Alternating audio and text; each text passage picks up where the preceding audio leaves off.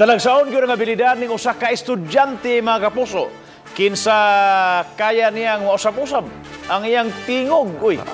Gani ang tingog sa mga tao ingon man sa mga hayop. Kaya niyang sundon.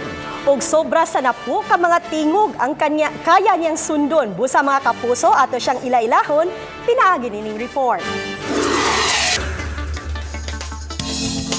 Sila Arnie Tabal Hodilia ang trending karon sa social media tungod sa iyang linahi nga talento.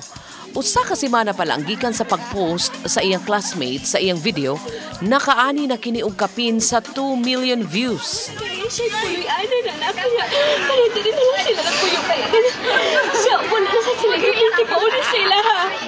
Ang iyang talento, kaya niyang mumugna og musubra pa sa napo ka klase sa tingog sama na lang sa tingog sa usa ka bata. Makadaghan ba daig tao diri sa kuan mo oy si Tiyo Ma? Ay kasaba sad ninyo. Kay baon na mong kuan kaayo ning mga kaning mga batanon karon lain-lain na maginig mga kabuon.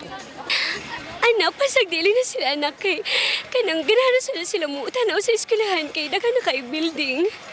Ay, kani kamo samtang nabuhi pa ng kalibutan na bisag nangapudpud na ning atong mga ngipon maka-smile yapon ta. Apan dili lang diha kutob ang abilidad nila Arnie. Kay kaya usab niyang sundugon ang tingog sa mga mananap. Meow! Meow! Kanang unggoy. Ang kanding. Tako!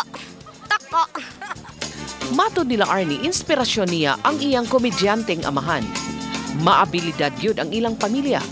Gani ang Cebuana marathoner o Olympian nga si Mary Joy Tabal, iya rasang igagaw. Second year college na karon sila Arnie sa kursong AB English, major in Applied Linguistics sa usa ka universidad dinhi sa Sugbo. Matod niya nga matagbakante sa iyang oras, hilig niyang ipakita sa iyang mga classmates ang iyang abilidad. Kung nami free time kay siya tig pakatawa na mo every time nga na mag-away among classmates siya magkabuang mo lagi to kana iyang gamiton ang iyang talent bitaw magstorya siya pang bata, pang dagko, pang digong every time kana per medyo na niyang buhaton niya kadto lang mi naka video. Bisan kami iyang gipakitaan sa iyang talento sa pag-awit. Para sa'yo ako'y ibig pang muli dahil sa'yo ako'y ibig pang muli ang aking puso'y pag-ingatan mo. Gani mismo ang iyang maestra nakadaig kaniya kay matud pa bintaha ang iyang talento sa iyang kurso.